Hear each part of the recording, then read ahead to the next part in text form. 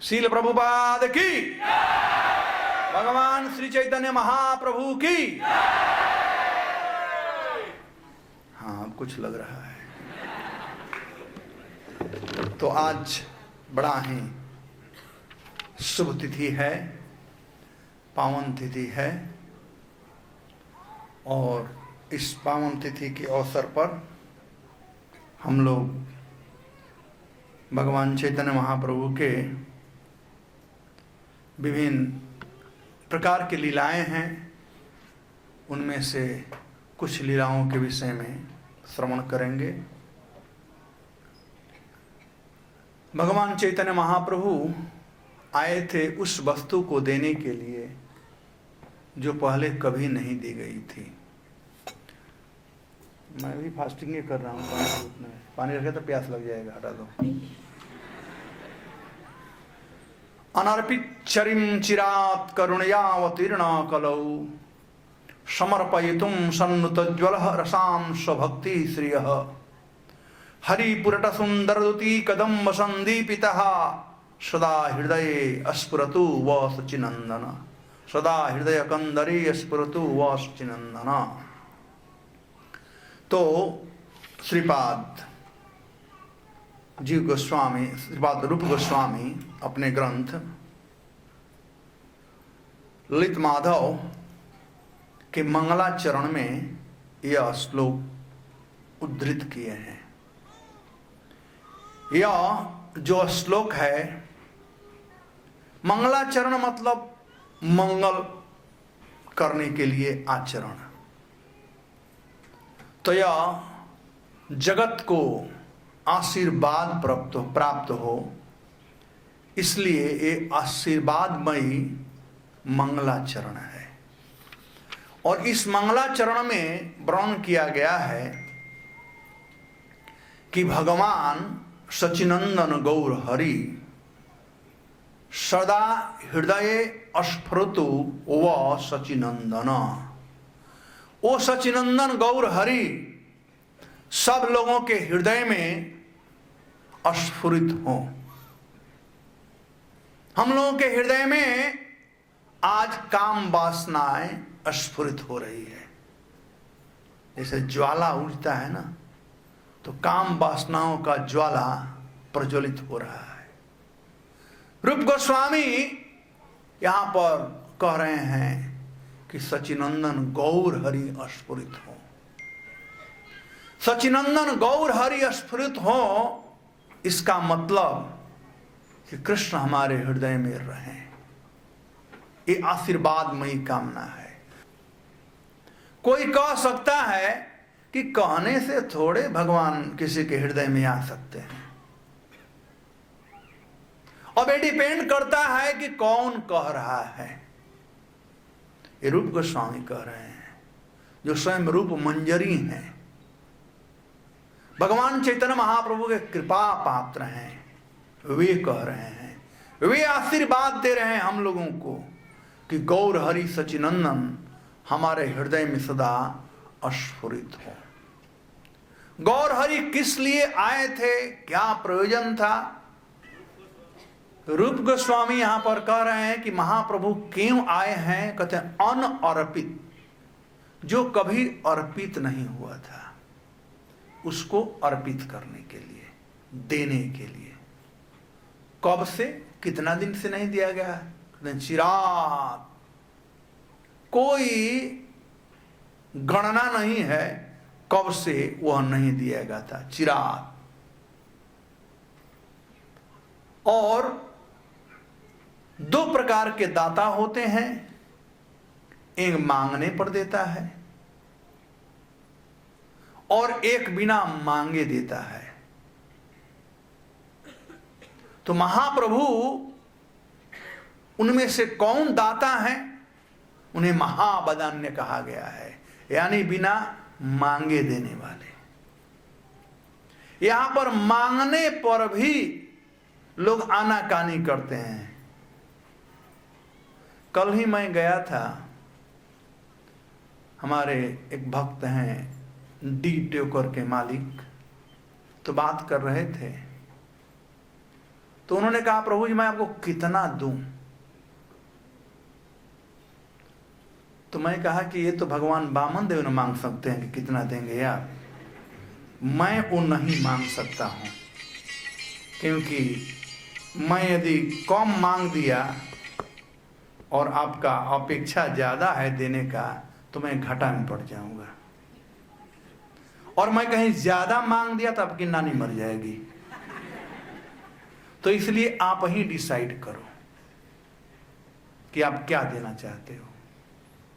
Anyway जो भी हुआ उन्होंने अच्छा दान दिया, लेकिन वो मांगने पर दिए। तो ये भी दाता है लेकिन मांगने पर देते हैं। और कोई होता है जो बिना मांगे देता है, समझ कर करके कि हाँ भाई जरूरत है, प्रचार कार्य हो रहा है, सहयोग करना चाहिए, इस प्रकार का दाता होता है। तो महाप्रभु देखे कलिकाल के जीवों के विरह दशा को, अब सॉरी दुखमय दशा को, कैसे लोग तड़फ रहे हैं, आदि दैविक आध्यात्मिक आदि भौतिक तापों से कैसे जल रहे हैं, भवसागर में कैसे ये लोग निमग्न हैं। तो उनके दुख को देख करके वह जो दिया हुआ होता है करुणया, वह करुणामय होता है। एक तो मांगने से कोई देता है और एक करुणा कर करके। तो महाप्रभु करुणा कर कर दिए। और कैसे दिए? समर्पयुतुम, समर्पित किए, बड़े प्रेम से दिए। क्या दिए? उन्नत उज्ज्वल रसा। उन्नत, कई इसका व्याख्या हो सकता है, एक एक शब्दों का व्याख्या हो सकता है। उन्नत का मतलब ऊंचा,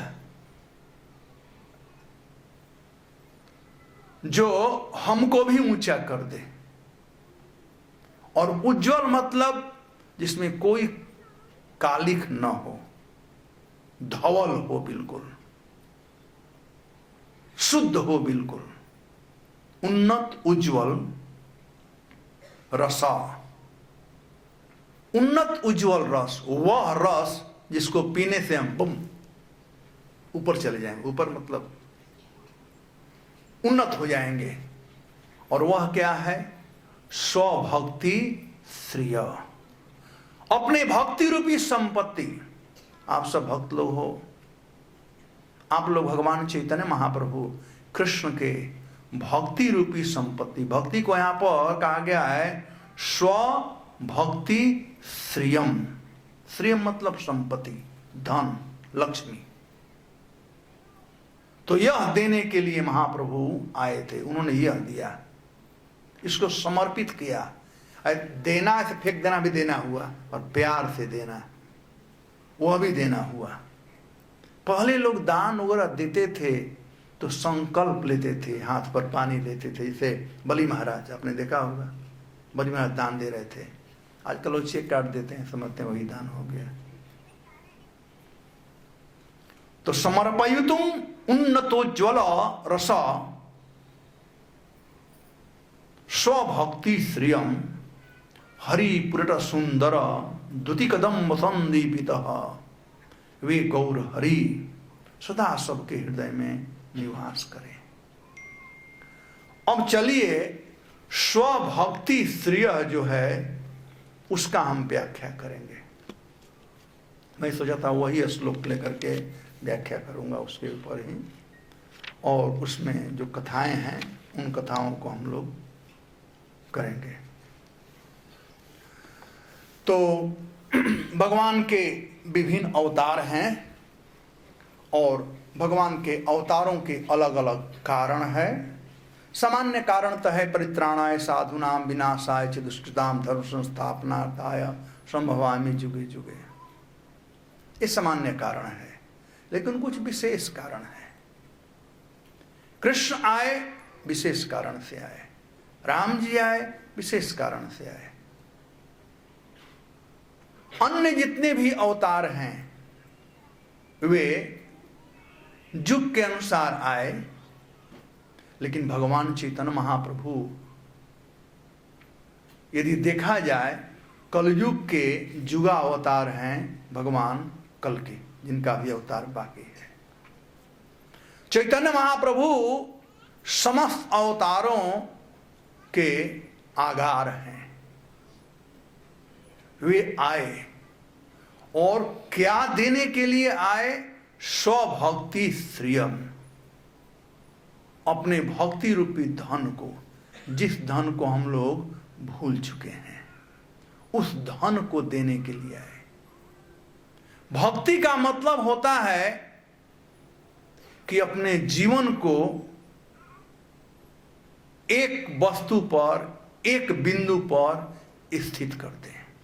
किसी बिंदु पर कोई अपने पत्नी पर स्थित कर देता है, कोई पति पर, कोई धन पर, कोई कहीं कहीं अलग करता है।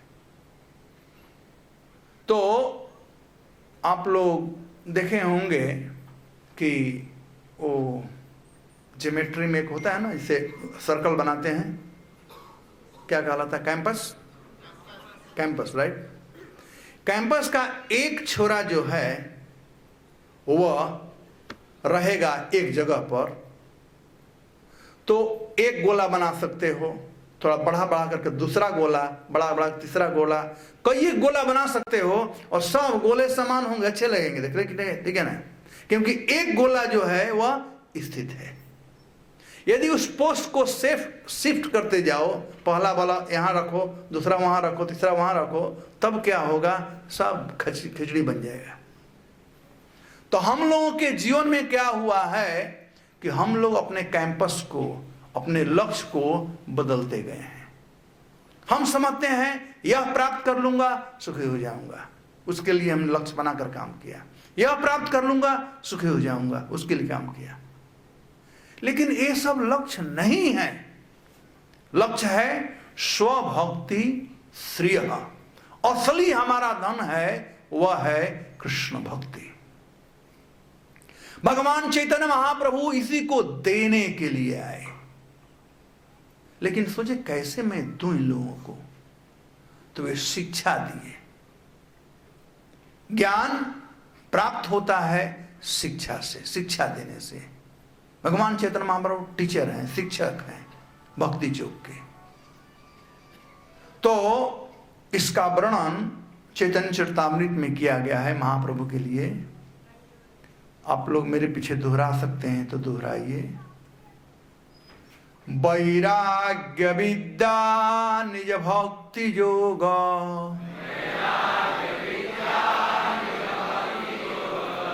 शिक्षार्थ एकम पुरुष पुराणम,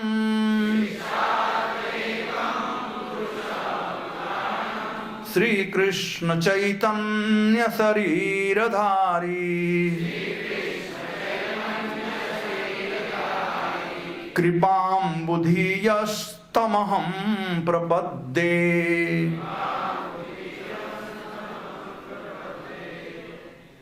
तो यहाँ पर भगवान चैतन्य महाप्रभु के एक महान भक्त सार्वभौम भट्टाचार्य, इन्होंने यह श्लोक वर्णन किया है जिसको कृष्णदास कविराज गोस्वामी वर्णित किए हैं। तो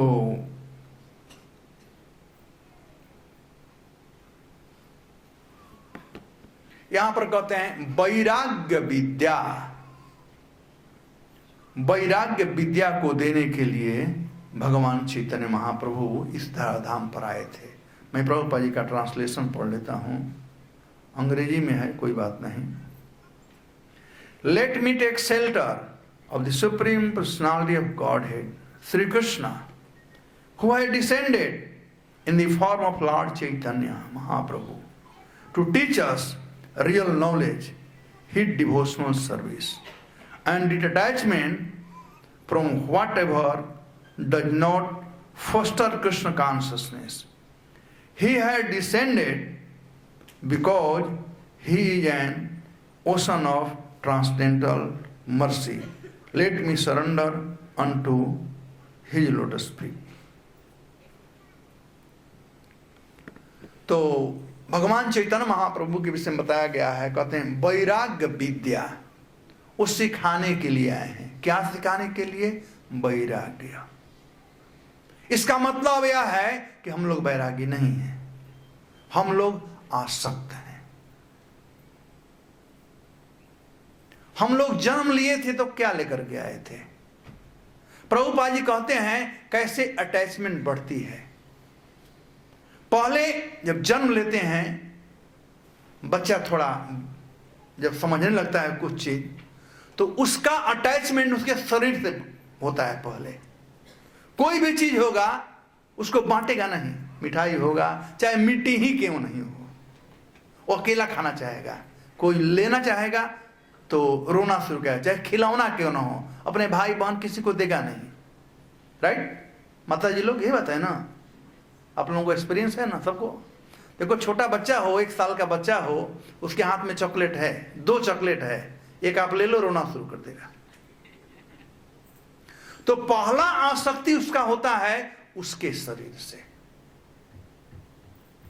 जब कुछ बड़ा हो जाता है तो उसका आसक्ति होता है अन्य शरीरों से, जिसको पहचानने लगता है। भाई है तो ठीक है, एक चॉकलेट तुम भी ले लो, एक मैं भी लूंगा। थोड़ा बड़ा होता है तब फिर बाप मां से, परिवार से, समाज से, देश से, ऐसे ऐसे ऐसे ऐसे आसक्ति कहने का जरूरत नहीं है। ये आसक्ति बढ़ने लगता है। प्रभुपाद दूसरा उदाहरण देते हैं, जैसे आप देखे होंगे कि कोई शांत जल है, उसमें एक पत्थर फेंको तो क्या होगा, उसमें लहराएगा। 1 2 3 4 बुम बुम बुम बुम बुम बुम बुम बुम, वहां तक जाएगा जहां तक वो मर ना जाए, जहां तक वह सीमित ना हो जाए, खत्म ना हो जाए। ठीक वैसे ही हम लोगों की आसक्ति बढ़ने लगती है। पहला पत्थर होता है शरीर से आसक्ति, और उसके बाद में बुम बुम बुम बुम बुम, मरते दम तक आसक्ति रहती है। कुछ नहीं भी कर सकते हैं तो आसक्ति बनी रहती है। मेरे मरने के बाद बच्चे लोग क्या करेंगे? वो व्यक्ति मर रहा है लेकिन सोच रहा है मेरे मरने के बाद इनको क्या होगा, मेरे बुढ़िया का कौन देखभाल करेगा। ऐसा लोग सोचते हैं, और बुढ़ऊ सोचते हैं, बुढ़िया भी सोचती है। मर रहे हैं लेकिन सोच रहे हैं। आसक्ति बड़ी खराब चीज है। समस्त दुखों का कारण जो है वह है आसक्ति। और महाप्रभु इसी आसक्ति को त्यागने का शिक्षा देने के लिए आए थे। तो वैराग्य विद्या निज भक्ति योग, वैराग्य विद्या और कृष्ण भक्ति दोनों एक ही है। वैराग्य का मतलब होता है विगत राग इति वैराग्य और विशेष राग इति वैराग्य। विगत मतलब छोड़ देना, और राग मतलब आसक्ति, और विशेष राग हम इसको तभी छोड़ेंगे जब कुछ इससे बड़ा मिलेगा। हम एक नौकरी छोड़ते हैं क्योंकि ज्यादा सैलरी दूसरी जगह मिलता है। आगे बढ़ने का तरीका यही है, पहला पैर रखो तो दूसरा पैर उठाना ही पड़ेगा। तो दूसरा पैर हम तब तक नहीं उठाएंगे जब पहला पैर नहीं रख देंगे। ठीक वैसे ही, या पहला पैर रख दिए और दूसरा नहीं उठाएंगे तो वहीं का वहीं रह जाएंगे। तो पहला पैर रखने का मतलब कृष्ण भावना को स्वीकार कर लेना। हरे कृष्णा कृष्णा कृष्णा हरे हरे, हरे राम राम राम। ये पहला पैर है। लेकिन दूसरा पैर है कि घर संसार से सब उठाना, आसक्ति छोड़ना। भगवान चैतन्य महाप्रभु इसी वैराग्य को सिखाने के लिए आए हुए थे,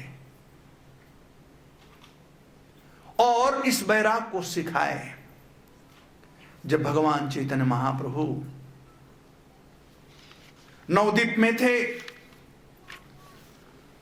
तो ये प्रचार के लिए विभिन्न प्रकार से अपना सेना तैयार कर रहे थे। चैतन्य महाप्रभु कुशाग्र बुद्धि के थे, पढ़ने लिखने में वो पंडित कहलाते थे। बचपन का लीला तो अलग ही है। जो लोग सो रहे हैं वो लोग हाथ उठाओ तो।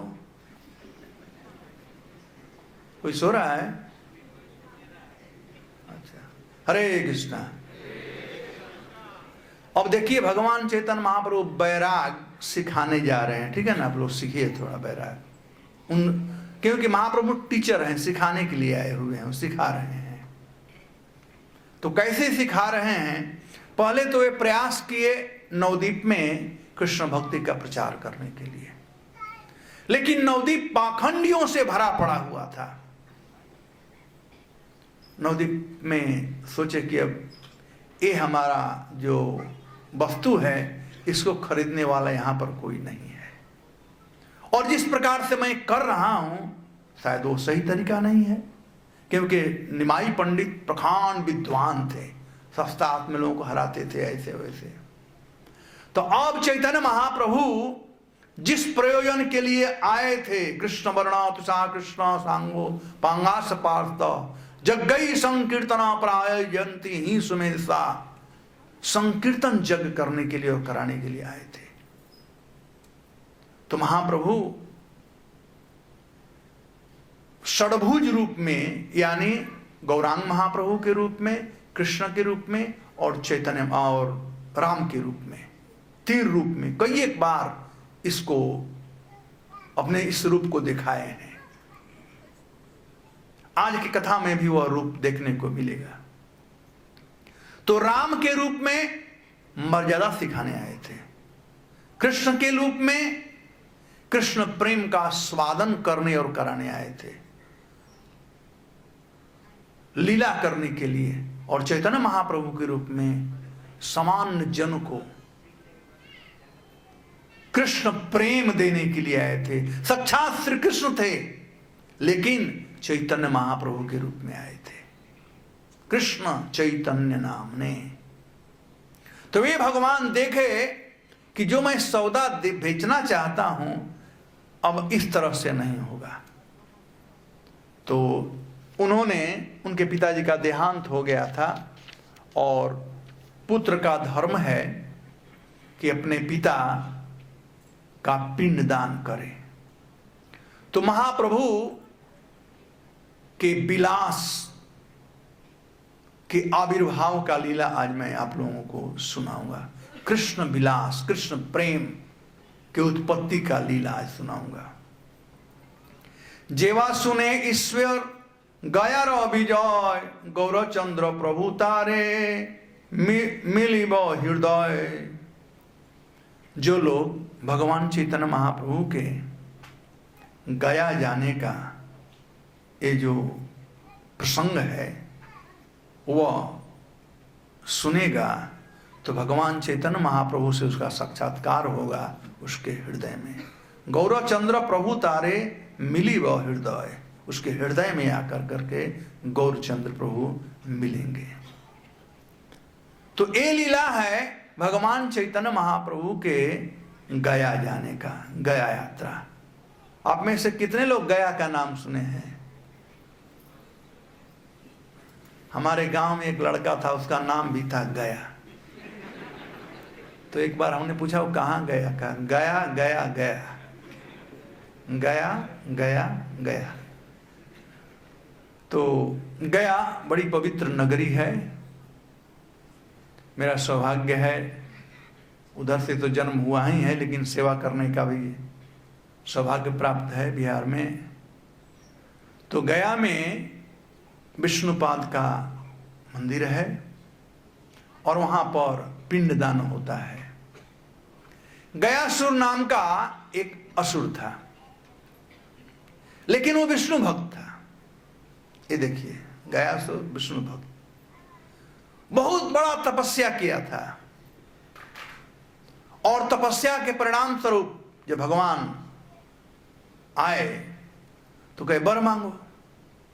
तो उसने वर मांगा कि जो व्यक्ति मेरा दर्शन करेगा उसकी मुक्ति हो जाएगी।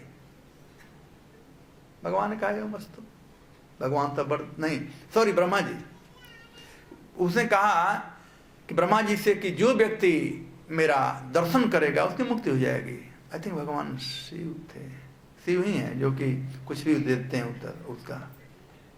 एनीवे, तो मुक्तिदाता अपने को बनना चाहता था, तो वैसे ही होने लगा। बहुत जो भी दर्शन करा मुक्ति होने लगती थी।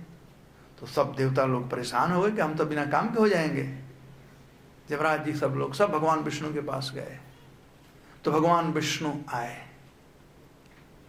और भगवान विष्णु को जब देखा, मैं कहानी को शॉर्ट करता हूं कि एक कथा कहना है, तो भगवान को प्रणाम किया और भगवान उसके शरीर पर खड़ा हो गए, पैर रख दिए।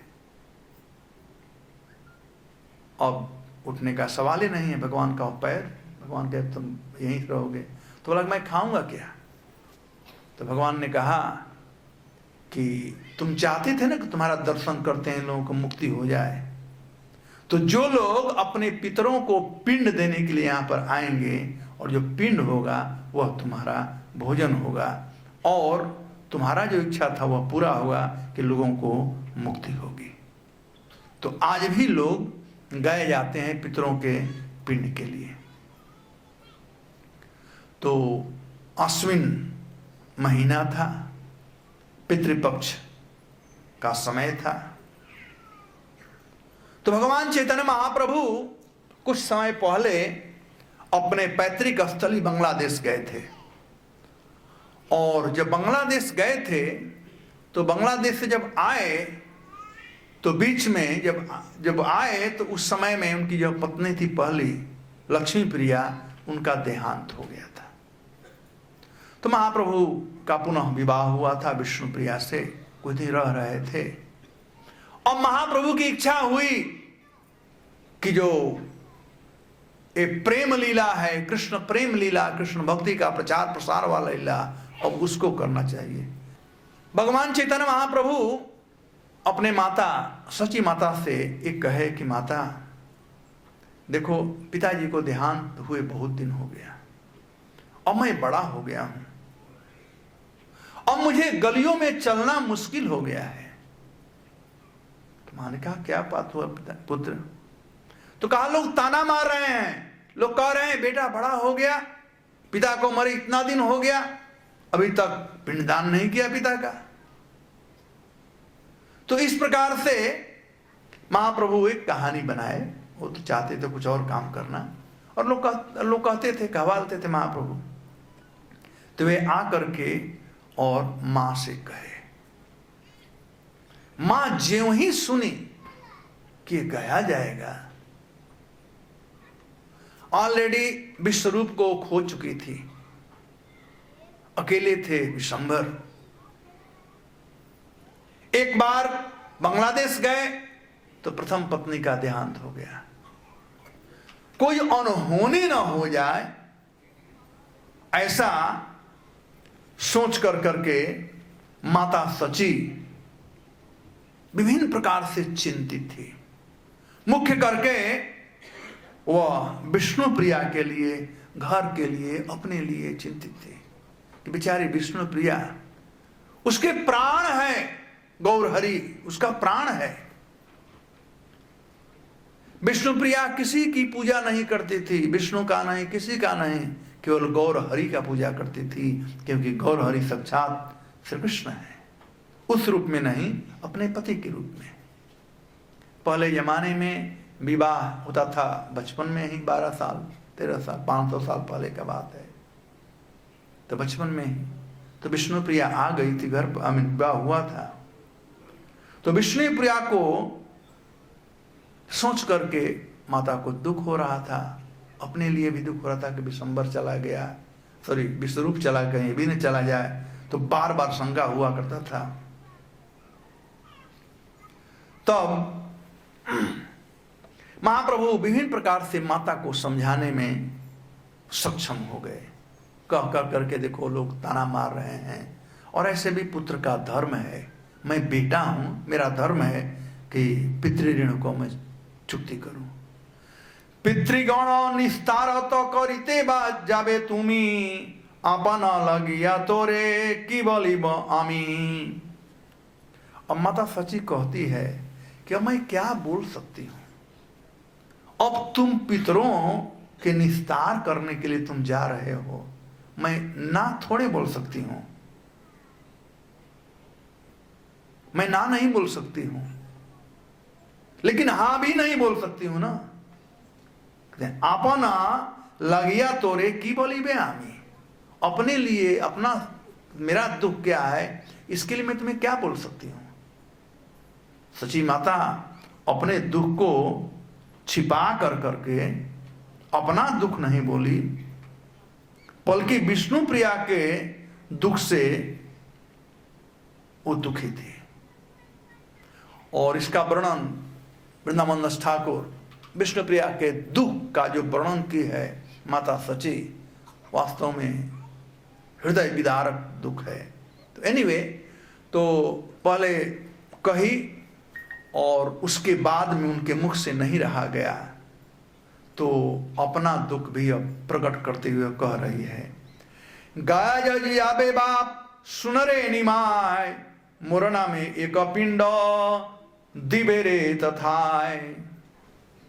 कहती हे पुत्र निमाय, यदि तुम निर्णय कर लिए हो, निश्चय कर लिए हो गया जाने के लिए, तो तुम जरूर जाओ, लेकिन हे पुत्र मेरे नाम से कोई पिंडदान कर देना। कहने का मतलब समझ गए आप लोग ना, जब तुम चले जाओगे तो मैं जीवित नहीं रह पाऊंगी, मैं मर जाऊंगी। मोरे नामे एक पिंड दिबेरे तथाय, मेरे नाम से भी एक पिंडदान कर देना। मां के भाव को महाप्रभु समझ गए और बोले कि यदि मां तुम ना कहो तो मैं नहीं जाऊंगा। महाप्रभु बड़े एक्सपर्ट थे मैया को मनाने में, जैसे कृष्ण मना रहे थे, मैया मोरी मैं नहीं माखन खायो, और कई जगह पर भगवान मना दिए मैया को। वो मेरा फेवरेट है मैया मोरी मैं जब एक बार भगवान मिट्टी खाए थे, उसको लेकर के कैसे मैया को मनाए भगवान कृष्ण तो कह दिए मैया से कि तुम इन ग्वाल बालों का बात मानती हो, बलराम जी का बात मानती हो, तब तुम ही निर्णय करो। बलराम जी कहते हैं कि नंद बाबा गोरे हैं, यशोदा मैया गोरी है, तू कालो कलूटा कहां से आ गया? तुमको ये लोग गोद लिए हैं तो उनका बेटा नहीं है, अब आप बताओ मैं आपका बेटा हूं कि नहीं हूं। मैया तो देख रही थी कि श्याम कान्हा ने मिट्टी खाया है, मैया का लेना का देना पड़ गया। मैया को अब कसम खाना पड़ा। तो वही उसी प्रकार से वही श्याम सुंदर, वही ब्रजेंद्रनंदन, ब्रजेंद्र नंदन जय सची सुत हैल से बलराम हैल निताय, वही श्याम सुंदर गौरांग महाप्रभु के रूप में है। तो वही अब मैया को कैसे मानना, वो जानते थे कि यदि मैं कहूंगा कि मैं गया जा रहा हूं पितरों के पिंड के लिए, तो मैया ना बोल देगी सीधे। क्या भूमिका बनाए कि अरे मेरा चलना हराम हो गया है गलियों में, सब लोग कह रहे हैं बेटा बड़ा हो गया, बाप मर गया, उसका पिंडदान नहीं किया अब तक से। और फिर कहते हैं पितरों का ऋण होता है पुत्र के ऊपर, तो ऋण चुकाना, पितृऋण, पितृगण निस्तार करते जाबे तुम्हें। पितरों का निस्तार करना बहुत जरूरी होता है, करना ही पड़ेगा। तो मैया के भाव को महाप्रभु समझ गए और कहे तुम चाहते हो न जाऊं तो नहीं जाऊंगा। और फिर बोले कि मां एक बात ध्यान रखना, तुम हमेशा समझना कि मैं तुम्हारे पास हूं, और पितरों को पिंड देना ही पुत्र का धर्म होता है। अतः आप शोक मत करो और हमारा जो कर्तव्य है उसका पालन करने दो और मुझे आज्ञा दो। उसके बाद दिन निश्चित हुआ, अश्विनी मास पितृपक्ष का दिन था उस समय।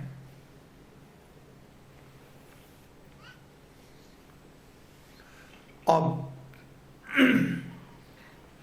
माता को भय था कि कहीं अकेला जाएगा तो कुछ गड़बड़ हो जाएगा, तो वे अपने बहनोई चंद्रशेखर आचार्य को बुलाए। ये चंद्रशेखर आचार्य भगवान चैतन्य महाप्रभु के पितृतुल्य थे। चैतन्य महाप्रभु को खिलाना, उनके पीठ पर चढ़ाना, ले जाना, बाहर स्नान कराना, सब काम करते चंद्रशेखर आचार्य भगवान चैतन्य महाप्रभु के लिए। खुद बाप के समान काम करते थे। पिताजी थे नहीं, बचपन में देहांत हो गया था। तो माता सची चंद्रशेखर आचार्य का हाथ पकड़ कर करके और कहती है, हे आचार्य, मेरे सौर वर्ण सोने का निमाई गया जाएगा। वह भी बालक है, तो मैं चाहती हूं कि आप उसके साथ जाएं। पहले पहल घर से बाहर उस साइड में जा रहा है, वहां कोई जान पहचान वाले, कोई अपना नहीं है। तो मानो चंद्रशेखर आचार्य कहते हैं, नहीं यानी जरूरत क्या है, वो तो बांग्लादेश भी गए थे। तो कहा नहीं, जब वो पूर्व में बांग्लादेश जब गया था तो उसके साथ में भी मैं बनमाली आचार्य को भेजी थी, और उसके अलावा वो तो अपने दादा के घर गया था ना, क्योंकि सची माँ जगन्नाथ मिश्र ससुराल में बस गए थे। ये नवदीप जो है वो नीलांबर चक्रवर्ती का स्थली है, तो ससुराल में थे। एक्चुअली चैतन्य महाप्रभु का पितृ प्लेस जो है दादा दादी इत्यादि का, वो है बांग्लादेश। तो कहे कि वहां पर अपने घर वाले थे, सब लोग थे, लेकिन गया में तो कोई नहीं है, इसलिए आप वहां पर जाना। और भगवान चैतन्य महाप्रभु भी चंद्रशेखर आचार्य को अपने साथ ले जाना चाहते थे, क्योंकि चंद्रशेखर आचार्य बचपन में तो चैतन्य महाप्रभु का सेवा किए ही। वे चंद्रशेखर आचार्य गया यात्रा में भी चैतन्य महाप्रभु का सेवा किए, और जब चैतन्य महाप्रभु संन्यास ले रहे थे तो उस समय भी उनका सेवा किए। उनके संन्यास लीला के विषय में बात बताने वाला जो था वो थे चंद्रशेखर आचार्य। महाप्रभु संन्यास लिए और चंद्रशेखर आचार्य आकर के ये सब बात बताए। एनीवे, चंद्रशेखर आचार्य भगवान चैतन्य महाप्रभु के नवदीप लीला में बड़े श्रेष्ठ अंतरंग भक्तों में से एक हैं। अब विदाई का समय आया, अब गया जा रहे थे, तो भगवान चैतन्य महाप्रभु जब से विष्णु प्रिया सुनी कि गौर हरि गया जा रहे हैं, तब से उसका मुख मलिन हो गया। खाना पीना बेचारी छोड़ दी थी और हमेशा रोती रहती थी, विरह, महाप्रभु के विरह में रहती थी।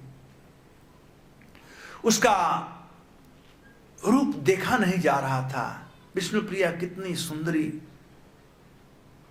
सेवा परायणी, सेवा करती थी, लेकिन पति के विरह के चलते वह गलती जा रही थी।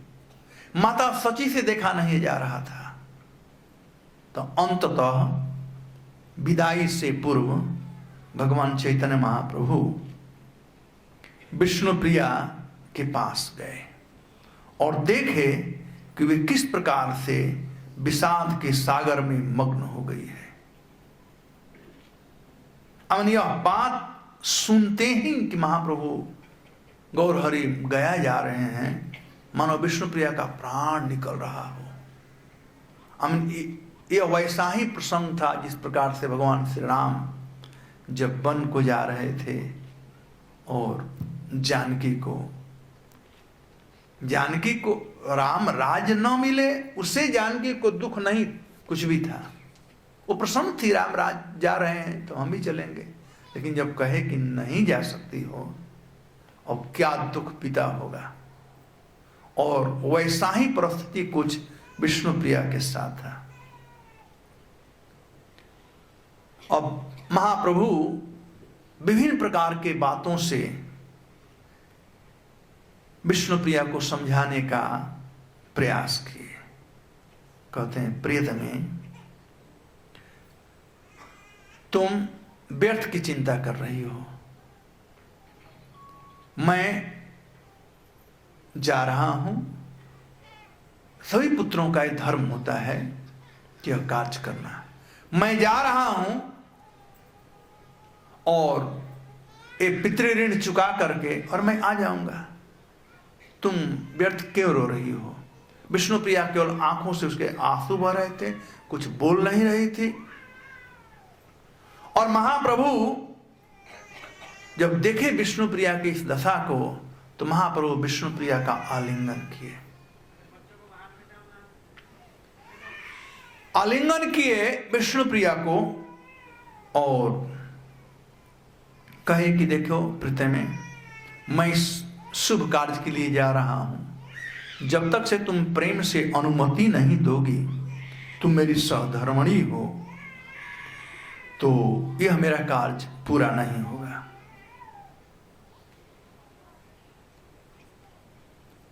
जब महाप्रभु इस प्रकार से कह रहे थे, लेकिन विष्णु प्रिया एक बात नहीं, कुछ भी नहीं बोल रही थी, केवल रो रही थी। एक बार अपने प्राण वल्लभ के मुख की तरफ देखी विष्णु प्रिया, केवल एक बार उस समय। और महाप्रभु विष्णु प्रिया को देखे। बाद में महाप्रभु विष्णु प्रिया को संतावना देते हुए, देखो मैं जरूर तुमको ले चलता, लेकिन दो कारण से मैं तुम्हें नहीं ले जा सकता हूं। एक कारण, तुम तरुणी हो और मैं अकेला, मैं तुम्हें साथ में ले जाऊंगा वनस्थली में, तो वह उचित नहीं होगा। तुम्हें याद होगा ना कि भगवान श्री राम जब वन में गए और सीता जी को लेकर के गए तो क्या हुआ? प्रभुपाद जी 9वें स्कंद में एक परपट में लिखते हैं कि जब भी यात्रा करने जाना हो ऐसे तो अकेले जाना चाहिए। पत्नी को ले जाओगे तो गड़बड़ हो जाएगा, टेंशन हो जाता है। मैं तो वही काम करता हूं, आप लोग भी ऐसे ही करना। वो टेंशन हो जाता है। अरे हमारे कहीं पर रह जाएंगे, पत्नी है तो भाई प्रॉपर रूम चाहिए, ये चाहिए, वो चाहिए। 1000 यात्रा करने गए कि पत्नी का सेवा करने गए? यात्रा होगा ही नहीं। प्रभुपाद जी कहें कि यात्रा करने जाओ, अकेला जाओ। हाँ, वानप्रस्थ के समय दूसरा बात है, वो तो पति पत्नी साथ में रहो, लेकिन अभी बचपन है तो अकेला जाओ।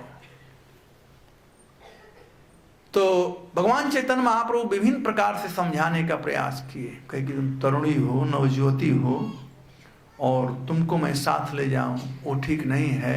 और साथ साथ तो बिहार है, गड़बड़ जगह है थोड़ा उधर। तो anyway, मैं अपनी तरफ से कह रहा हूं। इस समझाने का तरीका महाप्रभु समझा रहे थे कि देखो उधर ठीक नहीं है जाना, तुम तरुणी हो, और दूसरा कि वृद्धा माता जो है वो घर में है, तो मां का सेवा करना, मैं चला जाऊंगा तुम नहीं रहोगी तो मां का सेवा कौन करेगा? ये उचित नहीं है। तो महाप्रभु समझाने में तो बड़े निपुण हैं। अब समझा बुझा लिए। तो विष्णु प्रिया भी श्री जी हैं, वो थोड़े ऑर्डिनरी हैं। तो विष्णु प्रिया कुछ समय तक संतावना हुआ और बेचारी अपने नाखून को दांत से काट रही थी, नीचे देख रही थी। तो धैर्य धारण करके कहती है कि मेरे पास एक उपाय है, ऐसा ना क्यों किया जाए कि माता को भी साथ लेते चलें, हम दोनों चलें और मां को भी साथ लेते चलें। तो महाप्रभु फिर समझाना पड़ा कि देखो कोई मेला देखने हम नहीं जा रहे हैं, हम जा रहे हैं पिंड दान करने के लिए। मैं गया और चला, 1 हफ्ते का बात है, कौन बड़ा बात है, आकर के आ जाऊंगा।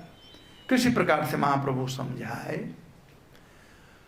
अब देखिए एक अश्विन महीना था, यानी दिसंबर का महीना था, और उस समय ठंडा तो होता ही है। तो सची माता व्यवस्था की गौरचंद्र के लिए, स्वेटर तो था नहीं उस समय, कंबल वगैरह, स्वेटर लोग नहीं पहनते थे, चादर और कंबल। आजकल स्वेटर का जमाना ज्यादा हो गया है, पहले कंबले और चादर चलता था। तो चैतन्य महाप्रभु चंद्रशेखर आचार्य के साथ में और अपने कुछ शिष्यों को ले लिए, वो पढ़ाते थे, तो कुछ स्टूडेंट लोग थे, जैसे हमारे यूथ प्रीचिंग वाले हैं ना, कई एक स्टूडेंट, वो भी तो वैसे उनके स्टूडेंट थे, तो कुछ स्टूडेंट लोगों के लिए जो निपुण थे उन लोगों को और चंद्रशेखर साल को लेकर के वे चले।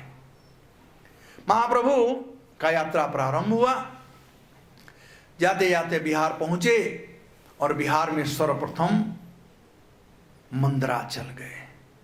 हम लोगों का सौभाग्य रहा। अचिंता कब गए थे? मंदराचल कब गए थे? फरवरी महीना में हम भी गए थे। सही में आप लोगों को जाना चाहिए। वैकुंठ है।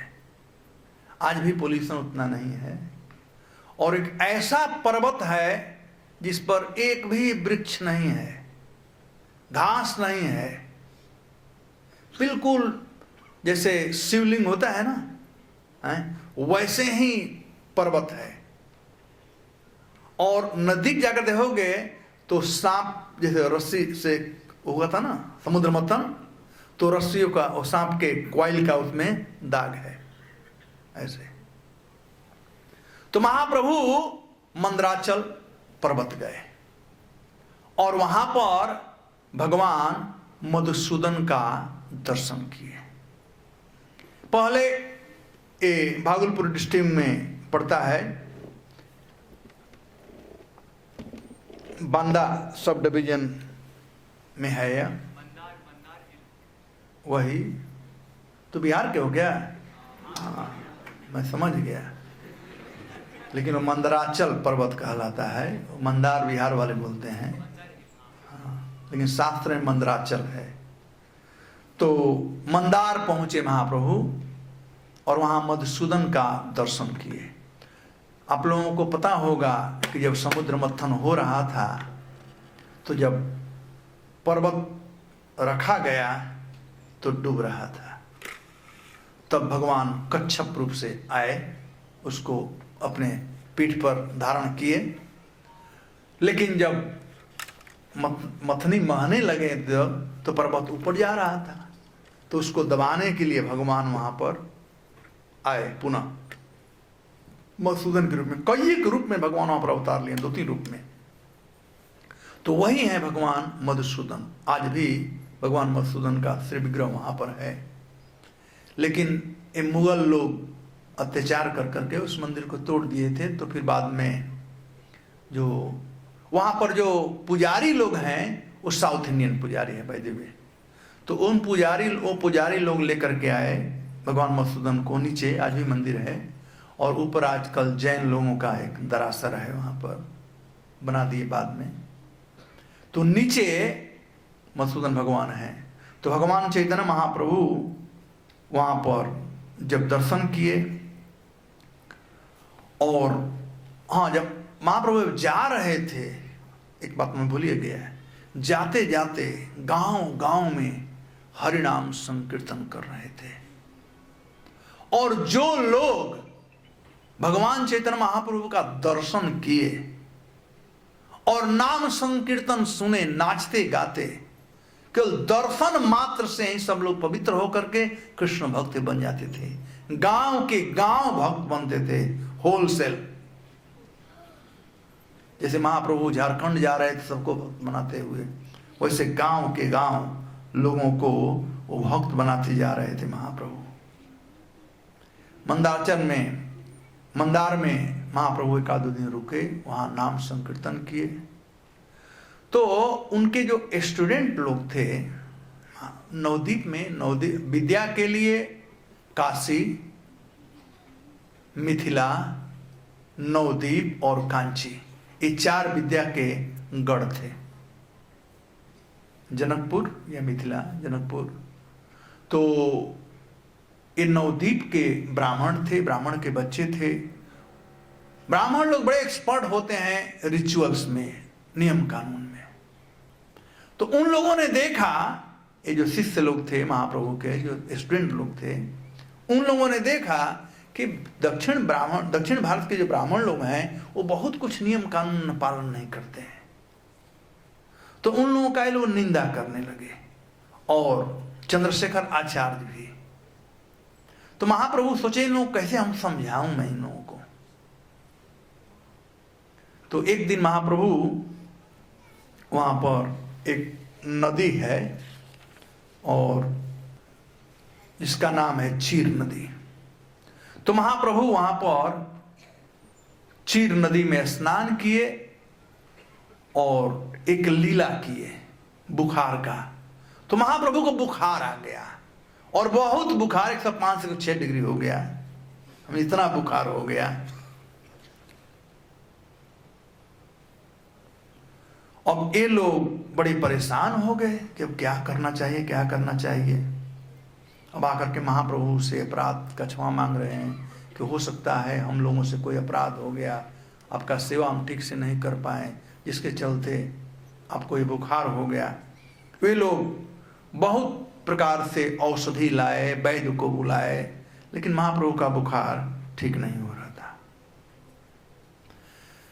कई दिन बीत गए, गया जाना था।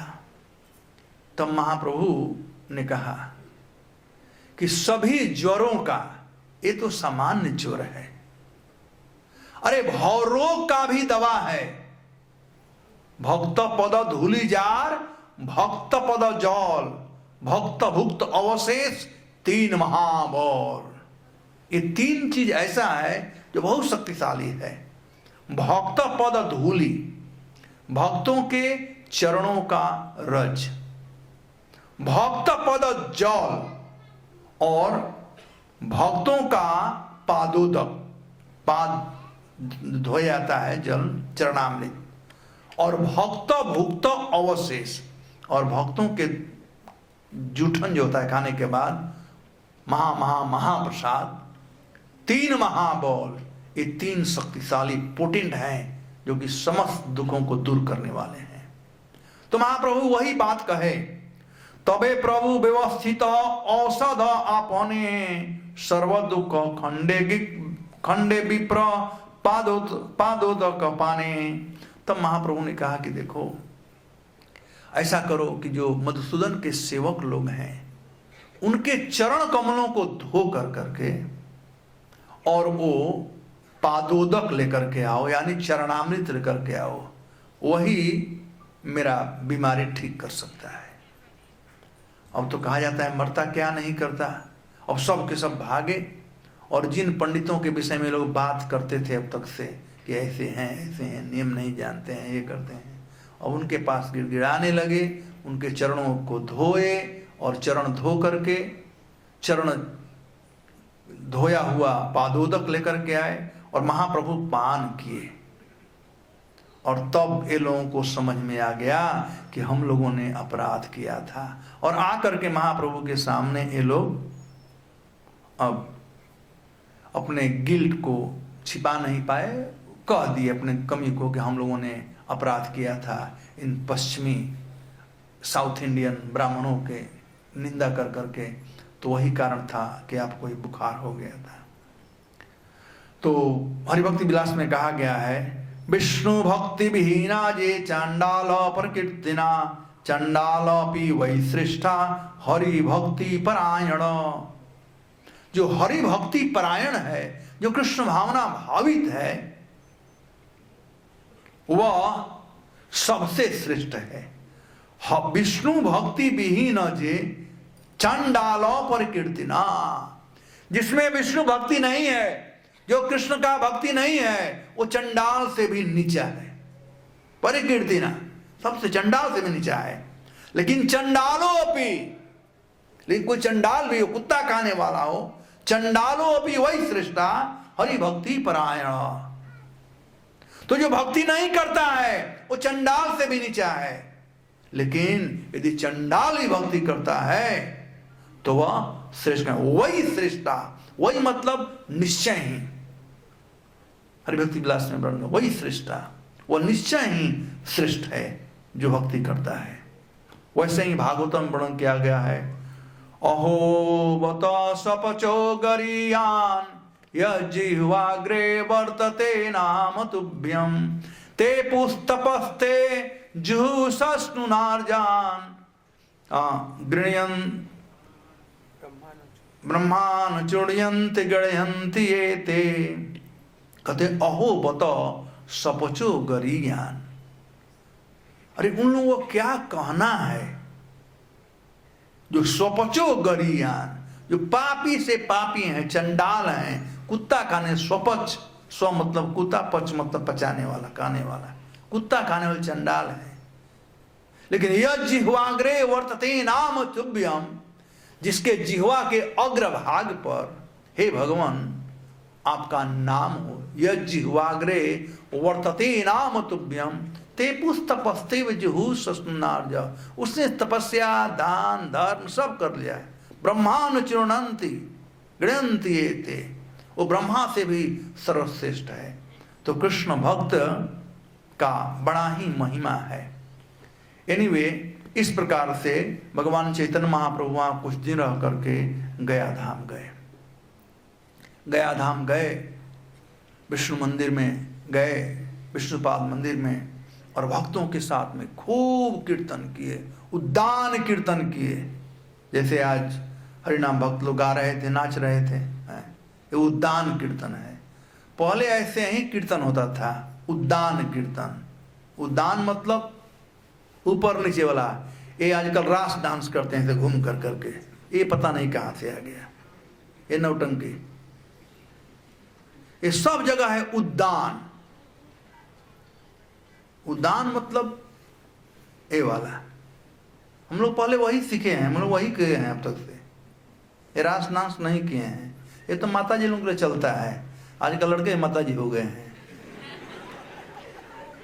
क्योंकि वो कहते हैं कि इक्वल इक्वल राइट ना, सब इक्वल हो गए हैं, तो स्त्रियां क्या हम भी करेंगे। चैतन्य चरितामृत में सब जगह आप पढ़ो, जहां भी उद्दान कीर्तन, महाप्रभु उद्दान कीर्तन करते थे। प्रभुपाद जी वो स्वामी स्टेप बताए उद्दान कीर्तन। तो उद्दान कीर्तन वहां पर हुआ और सब लोग देख करके आश्चर्यचकित, अरे क्या हो रहा है, कभी देखे नहीं थे बिहारी लोग ऐसा कीर्तन, पहली बार देखे ऐसा, वाह। और उसी समय भगवान चैतन्य महाप्रभु ईश्वरपुरी को बुला लिए। चैतन्य महाप्रभु साक्षात श्री कृष्ण हैं, सबके हृदय में परमात्मा के रूप में हैं। तो यहां पर आया हुआ है, शब्द आया हुआ है, बोल रहा हूं, यानी भगवत कृपा से ईश्वरपुरी पाद वहां पर आ गए। लेकिन आचार्यगण कहते हैं कि महाप्रभु ने बुलाए, और ईश्वरपुरी को भगवान चैतन्य महाप्रभु पहले उनसे मिले थे। तो इस प्रकार से गयाधाम में ईश्वरपुरी के साथ में महाप्रभु का मिलन हुआ, और वे ईश्वरपुरी के साथ में जहाँ पर महाप्रभु रुके हुए थे, ईश्वरपुरी भी वहाँ पर गए, और बहुत देर तक उन लोगों का खूब वार्ता हुआ। तदोपरांत महाप्रभु विभिन्न प्रकार के तीर्थों में स्नान किए। वहाँ पर अलग अलग तीर्थ है, युधिष्ठिर तीर्थ, भीम तीर्थ, नहीं भीम गया, युधिष्ठिर गया, ऐसे 12 गया है अलग अलग। सभी गया में वे गए, स्नान इत्यादि कर करके सब जगह पिंड दान किए अपने पितरों का, और श्राद्ध तर्पण करने के बाद प्रभु आए और उनकी इच्छा हुई कि वे ईश्वरपुरी पाद से दीक्षा लें। तो जब श्राद्ध कर लिए तो उस श्राद्ध महाप्रभु आकर के स्वयं अपने हाथ से रंधन करने लगे, भोजन बनाने लगे। तो सबको आश्चर्य हो गया। ऐसे भी वो होटल में तो खाते नहीं थे, पहले तो होटल में लोग खाते नहीं थे, तो उनके शिष्य लोग बनाते थे। तो आज वो श्राद्ध किए थे, तो इसलिए उनका धर्म था कि वो स्वयं बना करके सबको खिलाए श्राद्ध के दिन। लगता है आप लोग श्राद्ध नहीं करते तो भूल गए हो। श्राद्ध में ही होता है ना, अपने घर से अभी तक से श्राद्ध में होटल का खाना नहीं खिलाते हैं, राइट? खिलाते हैं आजकल, घर में बनाते हैं ना।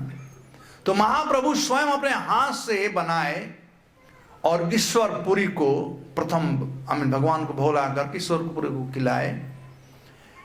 ईश्वरपुरी ने कहा कि अरे ये तो बहुत कम है, ये तो आपके लिए है, आप खाइए, कहा कि नहीं नहीं आप खाइए, मैं अपने लिए पुनः बना लूंगा। तो ईश्वरपुरी ने कहा कि नहीं नहीं चलो हम दोनों बांट लेते हैं। महाप्रभु ने कहा नहीं आप खाइए, मैं 5 मिनट बना देता हूँ। इधर लक्ष्मी जी को आदेश दे दिए, लक्ष्मी जी आकर फटाफट बनाना शुरू कर दी। ईश्वरपुरी अभी खा रहे थे, उधर से रेडी हो गया। थोड़ा आश्चर्य हो गया ईश्वरपुर, करे आप इतना जल्दी बना लिए।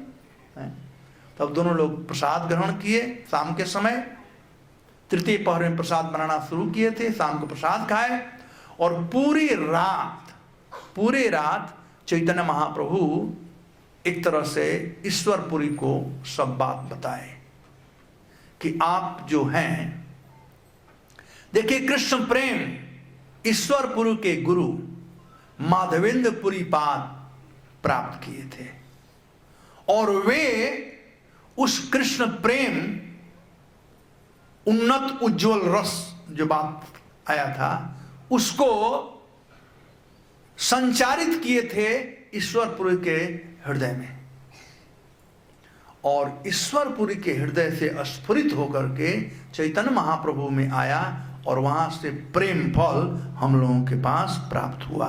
और वह प्रेम फल है हरे कृष्णा कृष्णा कृष्णा हरे हरे, हरे राम राम राम हरे। तो वहां पर ईश्वरपुरी को चैतन्य महाप्रभु दीक्षा का महत्व बताए और कहे कि अंत में मुझे दीक्षा लेना है।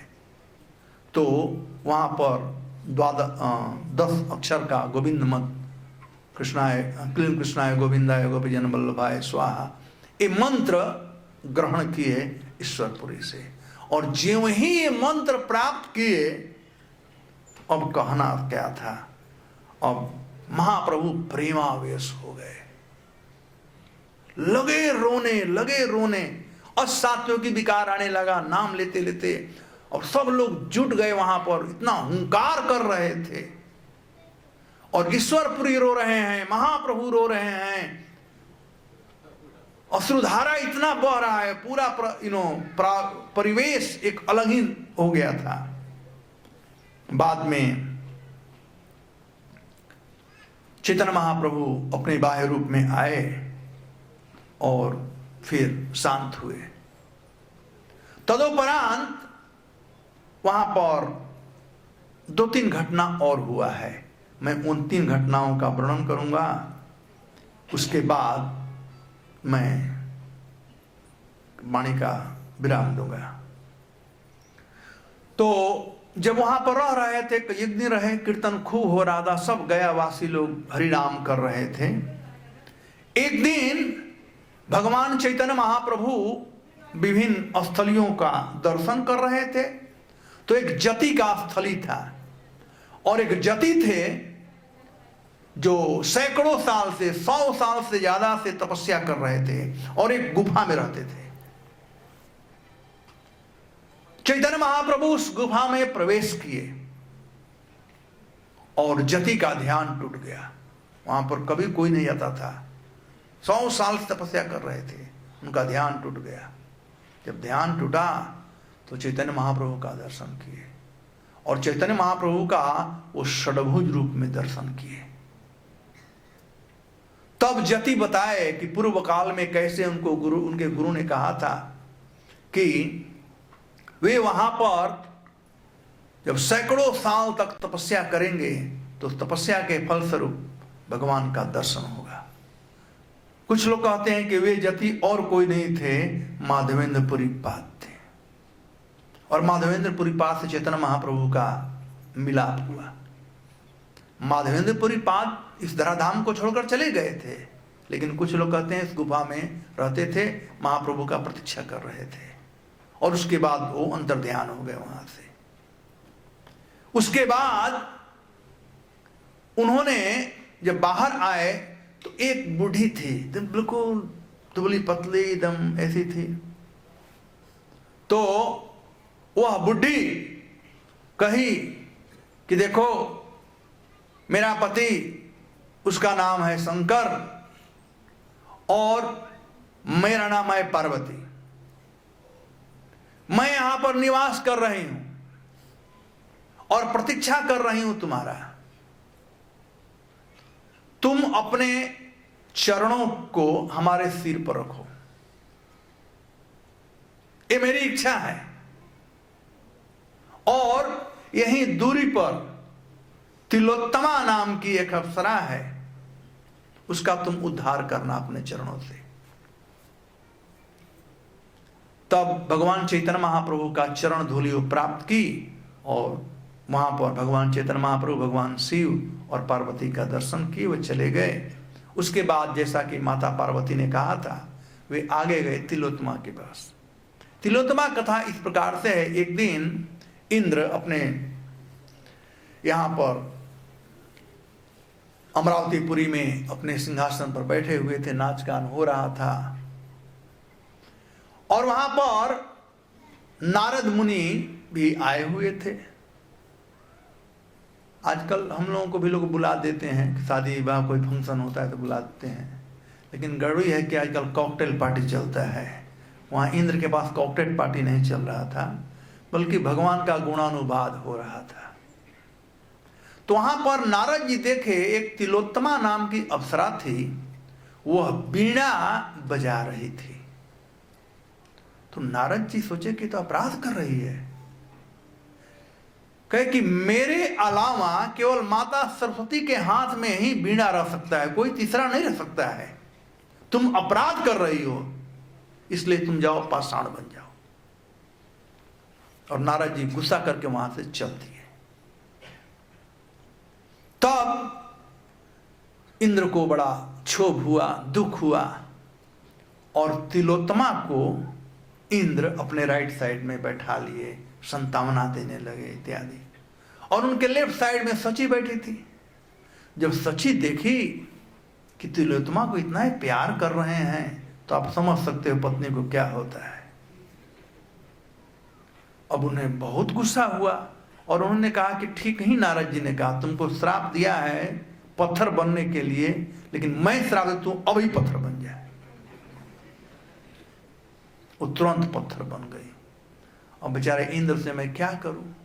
तो एरा से कहे कि भाई ले जाओ इसको, फेंक दो कहीं पर, पत्थर क्या करोगे, स्वर्ग रोग में काम तो करेगा नहीं।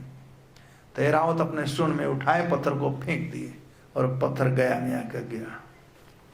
तो माता पार्वती तिलोत्तमा के उद्धार के लिए भगवान चैतन्य महाप्रभु से प्रार्थना की। जिस प्रकार से भगवान श्री राम अहल्या का उद्धार किए थे, उसी प्रकार से भगवान चैतन्य महाप्रभु तिलोत्तमा का उद्धार किए, उसके चरण से उद्धार किए। उसके बाद चैतन्य महाप्रभु कृष्ण विरह में शिष्टाष्टकम में जो 4 श्लोक हैं, 5 श्लोक जो हैं, अभी मैं तलासरी में था तो वहाँ पर 5 श्लोकों को वर्णन किया।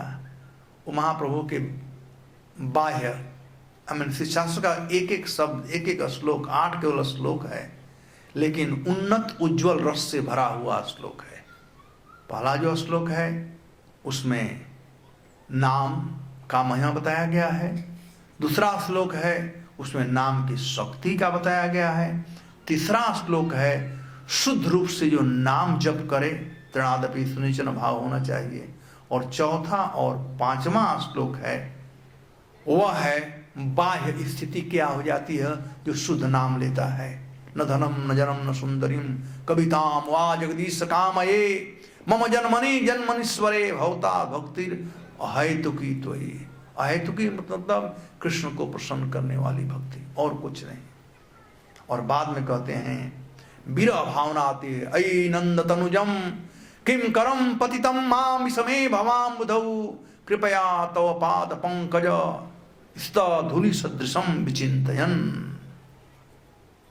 तब वहां पर कहते हैं कि अयि नंद तनुजम, हे श्याम सुंदर, क्योंकि नंद तनुज श्याम सुंदर ही ये थे जो ब्रज में नंगे पांव चले थे। तो उन्होंने कहा कि हे अयि नंद तनुजम किम करम पतितम माम विषमे भवाम बुधौ।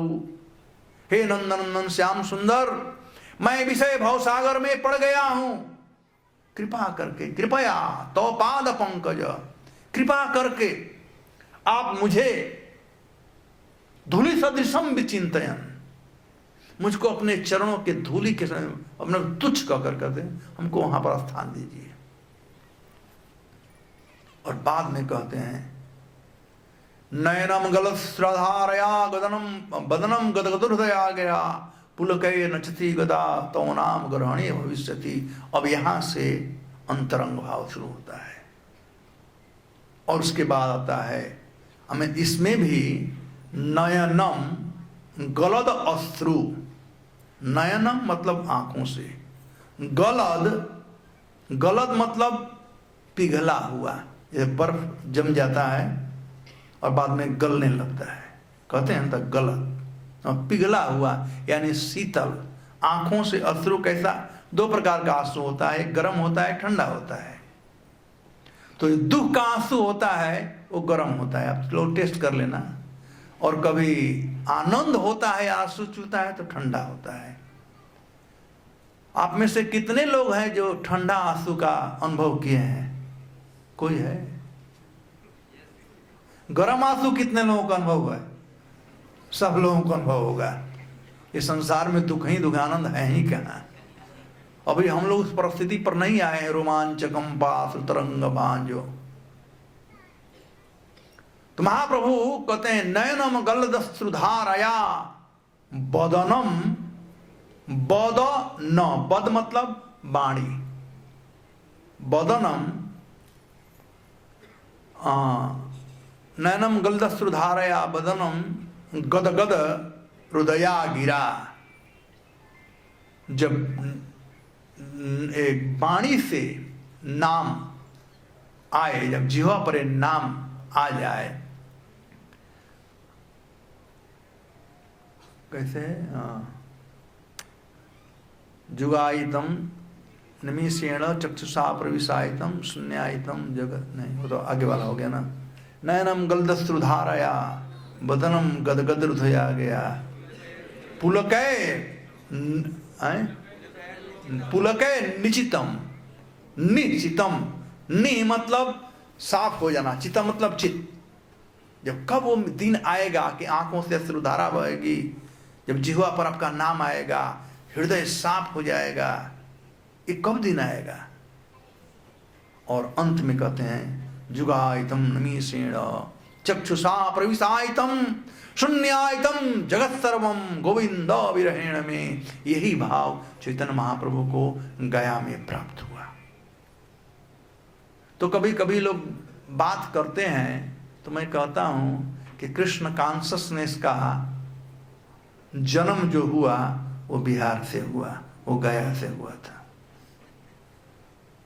महाप्रभु आविर्भाव हुआ था मायापुर में, नवद्वीप में, लेकिन एक उन्नत उज्जवल रस का वितरण प्रारंभ महाप्रभु किए वो गया से किए। तो गया ऑर्डिनरी जगह नहीं है।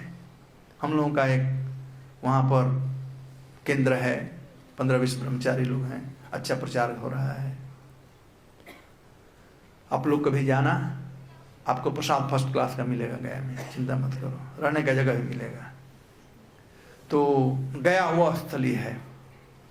अब जब यह भाव उत्पन्न हुआ तो महाप्रभु के शरीर फट रहा था। कृष्ण रे बाप रे मोर पाई मु को थाय ए मत बोलिया जाएन गौर राय। अब महाप्रभु एकदम शरीर को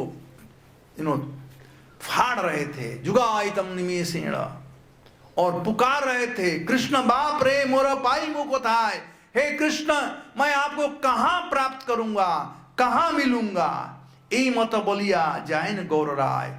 इस प्रकार से बोलते बोलते भागते थे महाप्रभु, और उनके शिष्य लोग और चंद्रशेखर और आचार्य उनको पकड़ने का प्रयास करते, काहे को। रात के समय भाग गए महाप्रभु, चल दिए। कथो दूर जाइते सुने न दिव्य वाणी, एखन मथुरा ना जाइब द्विजमणि, जाइबर काल आछे जाइबा तखने, नवदीप निज गृह चलह एखने। तो इस प्रकार से चैतन्य महाप्रभु उस समय वहां से चल दिए, और रास्ते में उन्हें ये आकाशवाणी हुआ, कतो दूर जाइते सुने न दिव्य वाणी। यानी आकाशवाणी हुआ और उन्होंने सुना। आकाशवाणी क्या कह रहा है? एखन मथुरा ना जाइब द्विजमणि, हे द्विजमणि गौरचंद्र, इस बार आप मथुरा न जाए। जाइबार काला आछे, जाइबा तखने, जब समय आएगा तब आप वहां पर जाना। नवदीप निज गृह चल ये खने, अभी इस बार आप नवदीप जाओ, अपने घर जाओ, क्योंकि अभी नवदीप लीला बाकी है, अभी वृंदावन जाने का समय नहीं आया हुआ है। नित्यानंद प्रभु से मिलेंगे, काली उद्धार क्या क्या बहुत कुछ करना है। अब रास का प्रकाश जो है, पहले तो श्रीवास आंगन में होता था, अब सबके साथ में सर्वत्र होगा, काजी उद्धार भी होगा, अभी तो बहुत कुछ करना बाकी रह गया है। तो इसलिए चैतन्य महाप्रभु 3 बार प्रयास किए। एक बार यह प्रयास, दूसरे बार प्रयास किए तो कन्हई नटशाला तक गए, कन्हई नटशाला तक गए और वहां से कृष्ण का दर्शन के फिर आ गए। तीसरे बार प्रयास किए तो उनको गंगा जी को बता दिया कि ही जमुना जी हैं, उनको ठग दिए। चौथे बार तब हो गए वृंदावन, वही भाग करके झारखंड मन से होकर के। तो ये प्राप्त हुआ जब ईश्वर पुरुष से दीक्षा ग्रहण किए। तो वैराग्य विद्या निज भक्ति जोग, शिक्षार्थ एकम पुरुष पुराण, ये पुराण पुरुष गोविंदम आदि पुरुषम, ये आदि पुरुष गोविंद, शिक्षार्थ एकम, एक ही लक्ष्य था, एकम एक ही लक्ष्य था। क्या लक्ष्य था? शिक्षार्थ, हम लोगों को सिखाने के लिए। भगवान चैतन्य महाप्रभु वैराग सिखाने के लिए आए थे और वो स्वयं प्रैक्टिस किए। यद यद आचरति तिष्ठा, ये वैराग ही था कि जिनके पास कोई नहीं है, घर में वृद्धा माता है, नवजुवती पत्नी है, सबको छोड़ देना। उतना ही नहीं, लोग नेम फेम के लिए छोड़ते हैं। महाप्रभु के पास नेम फेम की कमी नहीं थी, लाखों फॉलोअर थे, सम्मान था, लेकिन सब कुछ भी छोड़े। किसके लिए छोड़े? हम लोगों के लिए छोड़े। शिक्षार्थ एकम, एकमात्र शिक्षा देने के लिए। यही बड़ों का बड़प्पन है, यही बड़ों का बड़प्पन है। शिक्षार्थ एकम पुरुष पुराण, पुराण पुरुष, आदि पुरुष भगवान हम लोगों को शिक्षा देने के लिए। किसका? निज भक्ति योग, भक्ति योग का। श्री कृष्ण चैतन्य शरीरधारी, वे भगवान श्री कृष्ण चैतन्य महाप्रभु के रूप में, यानी भक्त के रूप में शरीर ग्रहण किए। भक्त्यावतारम भक्त्याखम नमामि भक्त शक्तिकम, भक्त के रूप में, भगवान के रूप में नहीं आए, भक्त के रूप में आए, क्योंकि भक्ति सिखाना था। भक्ति जो है केवल भक्त ही सिखा सकता है, भगवान नहीं सिखा सकते हैं। भक्त का ही अधिकार है भक्ति सिखाने का। तो भगवान भक्त बन करके आए। श्री कृष्ण चैतन्य शरीर धारे, कृपा बुद्धि यस्तमहम प्रपद्ये, उन करुणा अवतार भगवान चैतन्य महाप्रभु के का हम शरण ग्रहण, अहम प्रपद्ये, हम उनका शरण ग्रहण करते हैं। अब बात है भक्ति क्या है, निज भक्ति योग। तो प्रभुपाद जी कहते हैं कि वैराग्य विद्या और निज भक्ति योग ये दोनों पैरेलल है। जब तक से वैराग नहीं होगा तब तक से भक्ति नहीं होगा, और जब तक भक्ति नहीं होगा तो वैराग नहीं होगा। जैसे नदी के 2 धार होते हैं, तो कृष्ण बह रहा, कृष्ण प्रेम बह रहा है, बीच में पानी, जैसे नदी में 2 पार्ट होते हैं, बीच में पानी होता है, तो जो पानी है वह है कृष्ण प्रेम, और जो 2 पार्ट है उस प्रेम का रक्षा करने वाला, एक है वैराग्य और दूसरा है कृष्ण भक्ति। वासुदेवे भगवती भक्ति योगा प्रयोजितः जनति आशु वैराग्यम ज्ञानम च अहेतुकम। अहेतुकी ज्ञान और वैराग उत्पन्न होता है भक्ति करने से, भक्ति करने से वैराग उत्पन्न होता है और वैराग से भक्ति होता है। और मत पूछो कौन बड़ा है, कौन पहले आना चाहिए, दोनों साथ में। जब हम चलते हैं तो एक पैर रखते हैं दूसरा पैर रखते हैं, यही क्रम है। तो वैराग और भक्ति साथ में होता है। अन्यत्र भागवतम में वर्णन किया गया है, भक्ति परेशानुभव विरक्ति अन्यत्र च ऐसा त्रिक एक काल। जब कोई भक्ति करने लगता है तो कहते हैं भक्ति पर ईश अनुभव विरक्ति। जब भक्ति आता है तो वैराग तो आता है, पर ईश अनुभव यानी भगवान के से संबंधित पर ईश अनुभव तो दिव्य आनंद का अनुभव होने लगता है। और विरक्ति अन्यत्र च, और विरक्ति प्रबद्धमानस्य, जो प्रबद्ध हो गया है भगवान को, टोटली सरेंडर हो गया है, उसमें भक्ति और विरक्ति दोनों।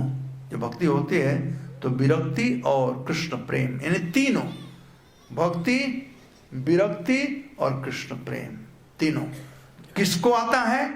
प्रबद्धमानस्य, जो 100% शरणागत हो जाता है। ठीक वैसे ही जैसे जब हम खाते हैं तो तुष्टि पुष्टि क्षुधापायो अनुघासकम। जब हम खाते हैं तो 3 चीज होता है, तुष्टि पुष्टि और पेट भर जाता है, मन शांत हो जाता है और शक्ति, 3 चीज मिलता है। जब स्वादिष्ट भोजन हो तो पेट भरता है, मन शांत होता है।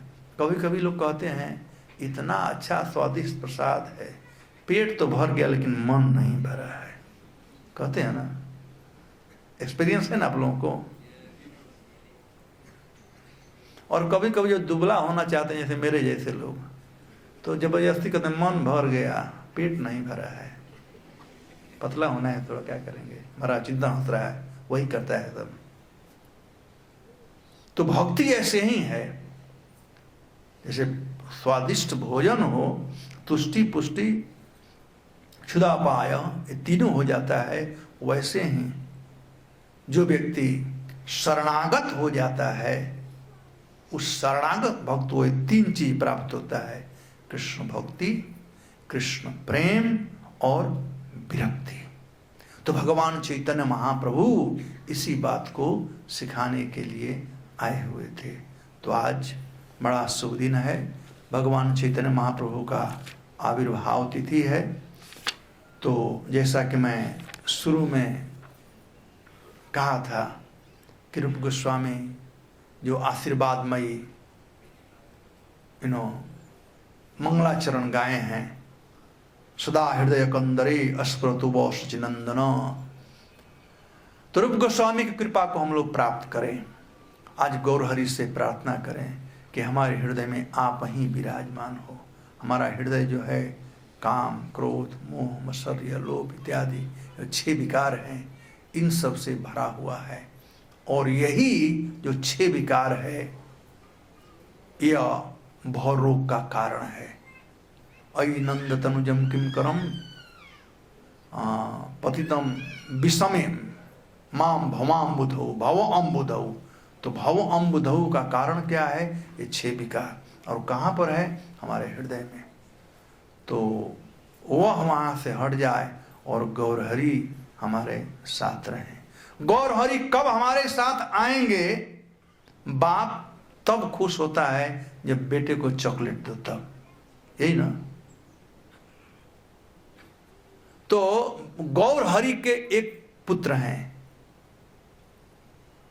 संकीर्तन कपितरौ संकीर्तनैक, संकीर्तन एक पितरौ। चैतन्य महाप्रभु कौन है? संकीर्तन के पिता हैं, यानी हरे कृष्ण महामंत्र के पिता हैं। तो जिसको चैतन्य महाप्रभु खुश करना है तो क्या करना है? चॉकलेट बच्चे के दो, हरे कृष्णा कृष्णा कृष्णा हरे हरे, हरे राम राम राम हरे। बहुत बहुत धन्यवाद। हरे कृष्णा।